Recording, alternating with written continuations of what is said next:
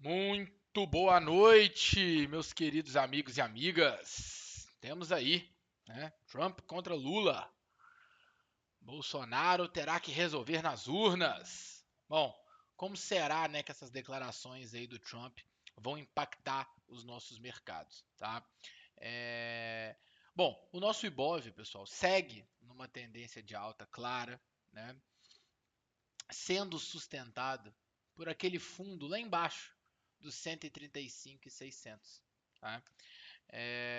Concordo que não é o melhor ponto tentar uma compra no 139.200 por aí, né? Mas pelo nosso mini índice faz sentido começar a trabalhar um ponto vendedor, comprador nesta região, tá? É uma região grande, é uma região que vai até a região do 140 e 300, principalmente se a gente olhar aqui o nosso gráfico de 4 horas. Né? É um ponto enorme que está aqui e que se a gente cair para o gráfico de 15 minutos, a gente pode, vamos dizer aí, filtrar, né, duas regiões, que seriam ela os 140.800 até 140.400, né? Então do 800 ao 400, e num segundo momento a gente tem aqui essa outra região que vai do 140.800 até os 141.300 aí, mais ou menos, né? O ponto é, no pregão de amanhã, a gente tem basicamente dois cenários, né? A gente tem a possibilidade, tá, de um mercado começar a trabalhar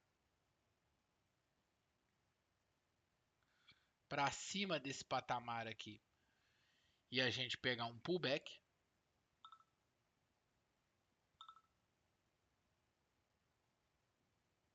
assim, tá? É...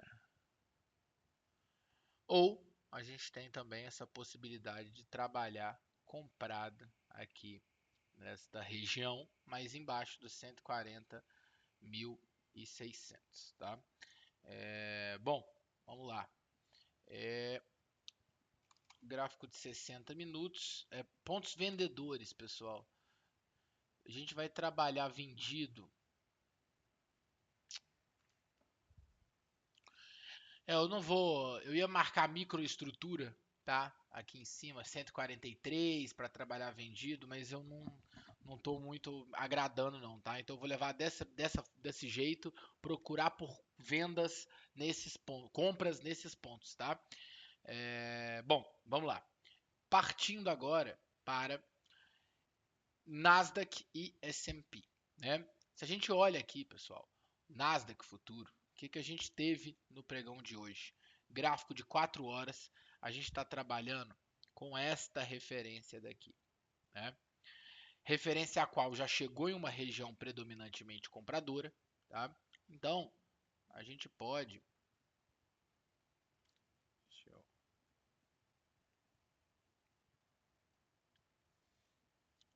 níveis, pronto.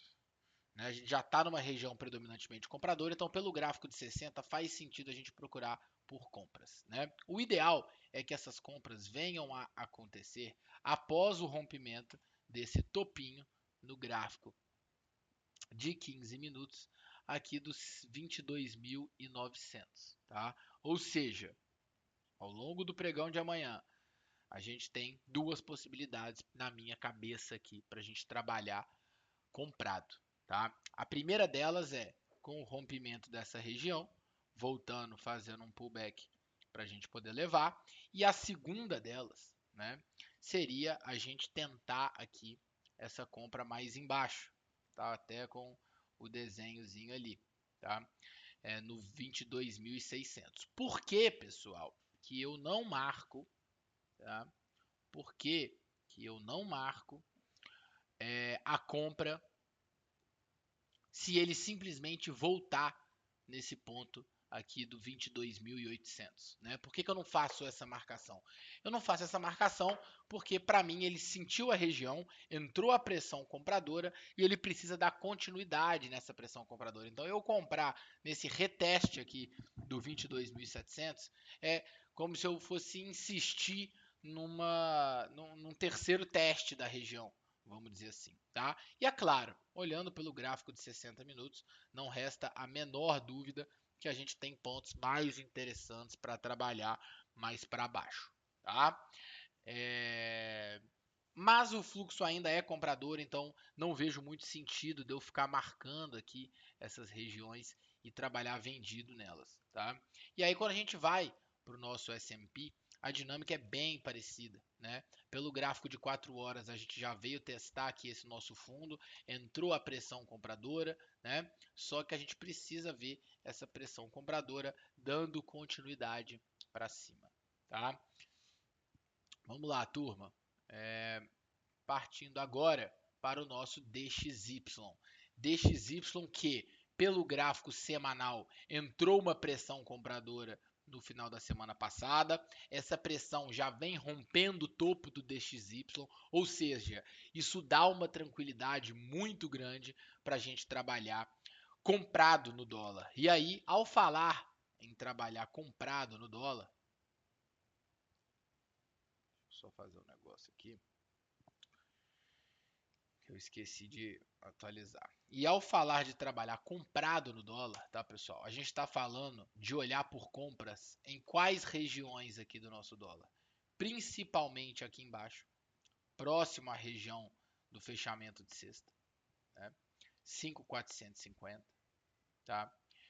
E num segundo momento, a gente tem a possibilidade também de trabalhar comprada aqui nesse 5.510, desde que a gente veja no pregão de amanhã um dólar abrindo, dando continuidade nesse movimento.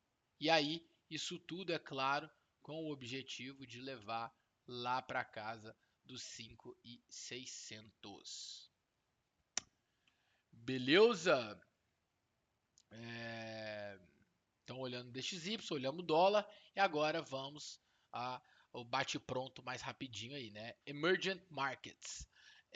Ainda temos espaço para cima, nosso falso rompimento do semanal foi cancelado, tá? Tenier, ele sentiu a nossa região compradora e estamos chegando em uma região predominantemente vendedora. Não podemos ver o Tenier rompendo esse 4,45, tá?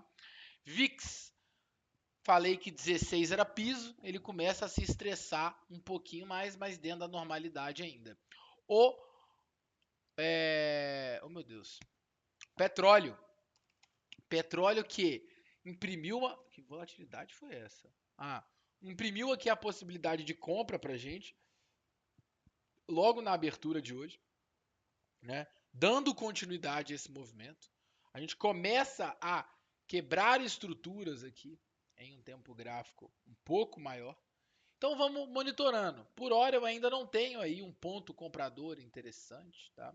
Eu acho que se fosse para marcar alguma coisa, eu marcaria aqui a região dos 66,50, né? Como um ponto interessante, tá? Mas eu acho que ainda vai dar oportunidade. Vamos deixar esse gráfico se desenhar aqui pra gente, né? Minério de ferro. Minério de ferro que está começando a reagir, rompeu essa região dos 96,40, muito importante, tá? Atenção, porque a gente tem uma parada lá na casa dos 100 dólares, né? Então, pullback aí, eu acho como oportunidade, desde que ele não perca a casa dos 92. O Bitcoin, trabalhando consolidado em região de topo, né? Ele sente pressão vendedora aqui do 109, né? Mas também não quer perder o suporte imediato, tá? Então eu não fico confortável nem em entrar na compra, nem em entrar na venda. Por quê? Porque eu tenho muita liquidez para os dois lados. Muito stop para ser acionado embaixo e muito stop para ser acionado em cima, tá? Quando a gente vai falar de ouro, pessoal, a dinâmica é um pouco parecida.